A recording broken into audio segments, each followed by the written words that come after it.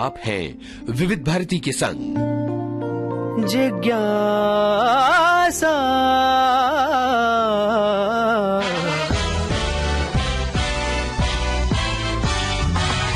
जिज्ञासा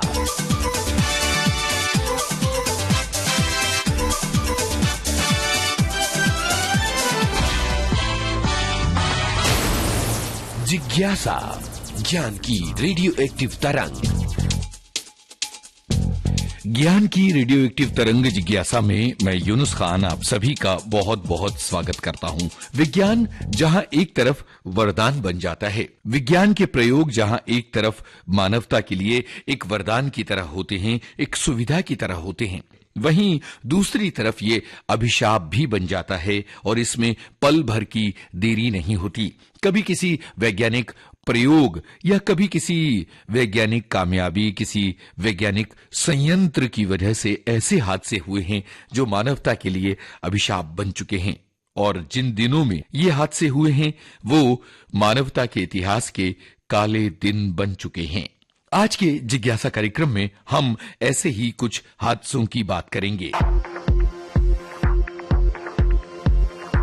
साल 1984, दिसंबर का महीना और सर्दी बहुत जोरदार पड़ रही है। 2 दिसंबर की आधी रात भोपाल के लोग अपनी सुकून की नींद ले रहे थे। कोई नहीं जानता था कि इस रात एक ऐसा हादसा होने वाला है कि इनमें से कई लोग अगली सुबह का उजाला नहीं देख पाएंगे। भोपाल गैस त्रासदी, मानवता के इतिहास का एक काला दिन जिसे याद करके आज भी उस शहर के लोगों की रूह कांप जाती है। 2 और 3 दिसंबर की आधी रात भोपाल के लोगों के लिए किसी अभिशाप से कम नहीं थी। भोपाल की हवा में घुल गया था मिथाइल आइसोसाइनाइड। यूनियन कार्बाइड के कारखाने के टैंकर नंबर 610 से एक जहरीली गैस लीक हुई थी और पूरा शहर जैसे मौत के तांडव में बदल गया था। 5 लाख से ज्यादा आबादी थी उस समय भोपाल की और तकरीबन पूरी आबादी इसकी चपेट में आई थी। इस कारखाने के आसपास की बस्तियों में सो रहे लोग तो नींद में ही मौत के आगोश में चले गए थे। जो लोग दम घुटने से घबराकर जागे वे गलियों में भागते हुए गिरे और फिर कभी नहीं उठे। जो कारखाने से कुछ दूरी पर थे वो मौत की इस हवा से बचने के लिए मीलों दूर भागते रहे। 8 घंटे तक मौत का ये तांडव चला और उसके बाद तफ्तीश शुरू हुई। आपको बताते हैं कि यह हादसा हुआ कैसे था। यूनियन कार्बाइड एक अमेरिकन कंपनी थी और इसमें भोपाल के कारखाने में कुछ गिने चुने कर्मचारी काम कर रहे थे। ये कारखाना कीटनाशक बनाता था जिसे मिथाइल आइसोसाइनेट नाम की गैस की मदद से बनाया जाता था। इस गैस का पानी के साथ रिएक्शन इसे और खतरनाक बना देता है। उस दिन कर्मचारी केमिकल प्रोसेसिंग यूनिट की सफाई कर रहे थे। इस सफाई में इस्तेमाल पानी बहते हुए गैस के स्टोरेज टैंक तक पहुंच गया। धीरे धीरे गैस ने पानी के साथ रिएक्ट किया। इसका पता तब चला जब कारखाने में मौजूद कर्मचारियों की आंखों में जलन होने लगी, सांस लेने में तकलीफ होने लगी। तब पता चला कि एक मुसीबत आ गई है। एक सायरन बजा दिया गया। ये आपातकाल का सायरन था। इस सायरन की आवाज और लोगों में मची अफरा तफरी से पूरे शहर में बदहवासी फैल गई थी। जिसको जहां जगह मिल रही थी, जो कुछ समझ में आ रहा था वो फैसले ले रहा था और पूरा शहर जैसे एक अदृश्य संकट से बचने के लिए बस दौड़ता चला जा रहा था। 3 दिसंबर की सुबह भोपाल में अभिशाप की सुबह थी। चारों तरफ लाशें ही लाशें। दरअसल यूनियन कार्बाइड की स्थापना 1 नवंबर 1917 को हुई थी। ये केमिकल इंडस्ट्री में सक्रिय कंपनी थी और तरह तरह के रासायनिक पदार्थ तैयार करती थी। ये कंपनी सन 1934 में भारत में आई थी और यूनियन कार्बाइड इंडिया लिमिटेड के तौर पर इसे इंडिया में रजिस्टर करवा दिया गया था। भारत में ये कंपनी कीटनाशक बनाती थी। इसके लिए कंपनी के प्लांट में मिथाइल आइसोसाइनाइड जैसी घातक गैस का इस्तेमाल किया जाता था। भारत में यूनियन कार्बाइड के कुल 14 कारखाने थे और 40-50 साल पहले कंपनी $200 मिलियन का कारोबार करती थी। यूनियन कार्बाइड इंडिया लिमिटेड ने भोपाल में जो प्लांट बनाया था वो 1969 में बनाया था। इस कारखाने में खेती में इस्तेमाल किए जाने वाला पेस्टिसाइड तैयार किया जाता था। दिसंबर 1984 में गैस त्रासदी के बाद यह कारखाना बंद हो गया था।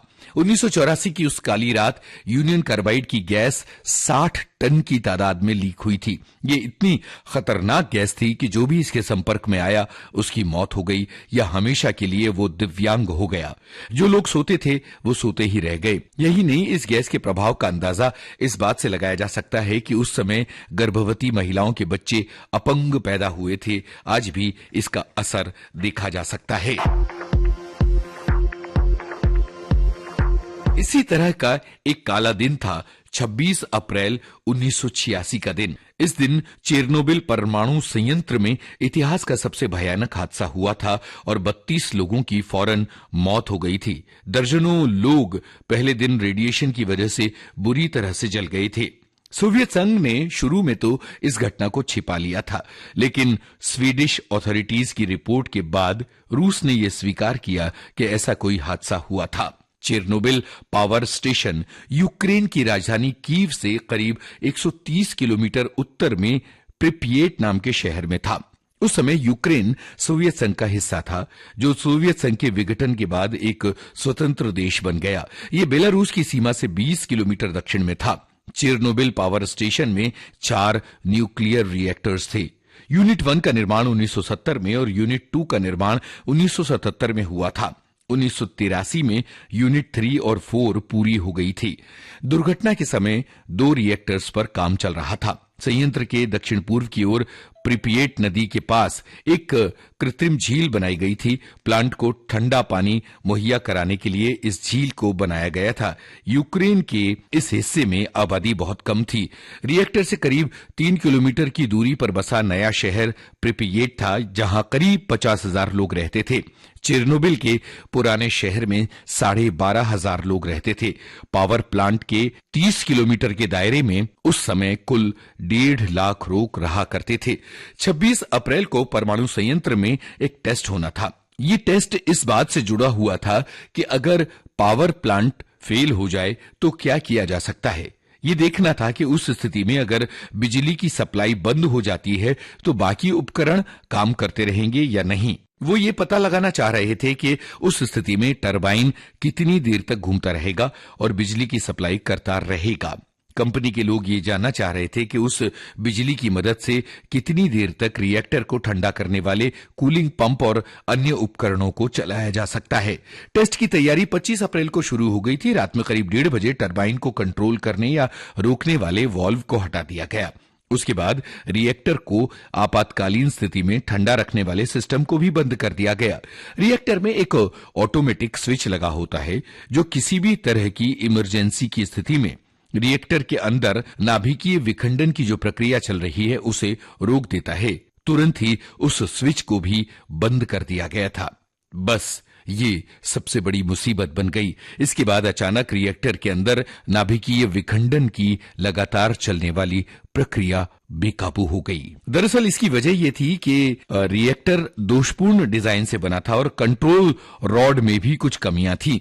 विखंडन से पैदा होने वाली गर्मी को बंद करने के लिए पानी का इस्तेमाल किया जाता है। पानी विखंडन की प्रक्रिया अतिरिक्त न्यूट्रॉन को सोख लेता है ताकि यह प्रक्रिया बेकाबू न होने पाए। पानी के अंदर भाप का बुलबुला बनता रहता है।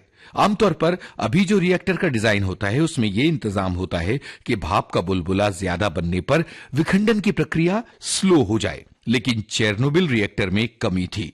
उसमें बुलबुले के ज्यादा होने पर विखंडन की प्रक्रिया तेज हो ज्यादा हो जाएगी, जिससे रिएक्टर में शक्तिशाली विस्फोट होने से रोका नहीं जा सकता। दुर्घटना की जांच के बाद पता चला कि रॉड जितना इस्तेमाल होना चाहिए था उससे कम इस्तेमाल हुआ था, जिससे रिएक्टर के अंदर विखंडन की प्रक्रिया पूरी तरह से बेकाबू हो गई थी। थोड़े ही समय में अंदर 2 शक्तिशाली विस्फोट हुए, जिससे पूरे वातावरण में रेडियो एक्टिव पदार्थ फैल गए थे। विस्फोट इतना पावरफुल था कि रिएक्टर को ढकने वाली 1000 टन से ज्यादा वजनी प्लेट और उसके ऊपर की छत की धज्जियां उड़ गई थीं। रिएक्टर में इस्तेमाल होने वाली ईंधन की छड़ों के परखच्चे उड़ गए थे और छड़ें हवा में काफी ऊंचाई तक उछल गईं, जिससे पर्यावरण में रेडियोधर्मी पदार्थ फैल गए थे। शुरुआत में तो चेरनोबिल में 32 लोगों की मौत हुई, लेकिन दर्जनों लोग रेडिएशन की वजह से बुरी तरह से जल गए थे। फिर ये रेडिएशन यानी रेडियोधर्मी तत्व आसपास के पूरे माहौल में फैल गए थे। हिरोशिमा और नागासाकी पर गिराए गए परमाणु बम से जितना रेडिएशन पैदा नहीं हुआ था, उससे कई गुना ज्यादा रेडिएशन यहां पैदा हुआ था।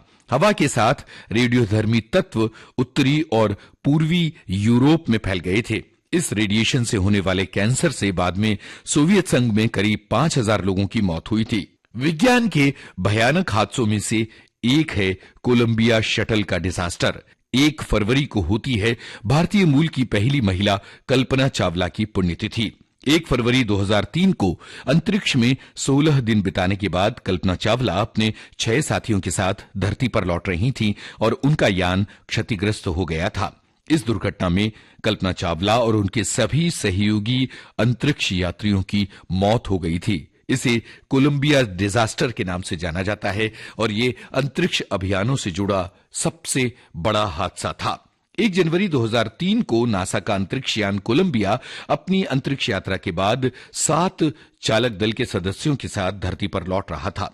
कोलंबिया धरती पर लौटते समय जैसे ही धरती के वायुमंडल में घुसा, हादसे का शिकार हो गया। लोगों ने देखा कि आसमान में आग का एक गोला तेजी से नीचे की तरफ आ रहा है। इस हादसे में चालक दल के सभी 7 सदस्यों की मौत हो गई थी।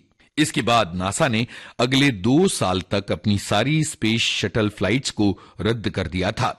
जांच से पता चला कि फोम का एक बड़ा टुकड़ा शटल के बाहरी टैंक से टूट गया था और स्पेस शिप का विंग भी इसकी वजह से टूट गया था।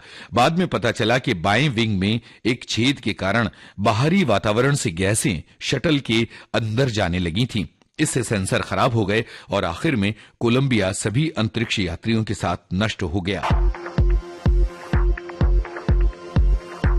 भारतीय मूल की अंतरिक्ष यात्री सुनीता विलियम्स की बात अब कर ली जाए। उनकी वापसी फरवरी 2025 में होने वाली है और इस दौरान वो अंतरिक्ष में 250 दिन बिता चुकी होंगी। लंबे समय तक अंतरिक्ष में रहने की वजह से उनके शरीर, आंख और डीएनए में कई तरह के बदलाव देखने को मिलेंगे। पहली बात तो यह है कि मांसपेशियां कमजोर होने लगती हैं और हड्डियों का घनत्व 1% से ज्यादा कम हो जाता है। नजर कमजोर होने का खतरा बहुत बड़ा है। रेडिएशन का भी एक बहुत बड़ा खतरा है। सुनीता विलियम्स से पहले भी कई अंतरिक्ष यात्री अंतरिक्ष में लंबा समय बिता चुके हैं। सबसे ज्यादा दिनों तक अंतरिक्ष में रहने का रिकॉर्ड रूस के वालेरी के नाम है, जिन्होंने अंतरिक्ष में 437 दिन बिताए थे।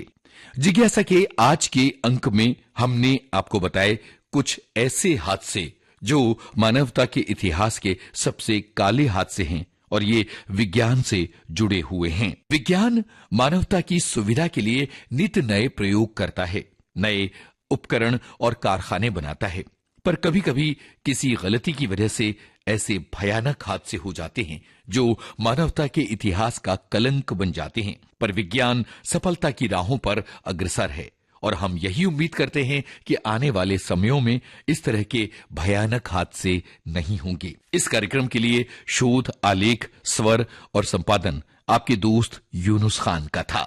आज का जिज्ञासा कार्यक्रम आपको कैसा लगा? विविध भारती के फेसबुक पेज पर जाकर हमें जरूर बताइएगा। जिज्ञासा।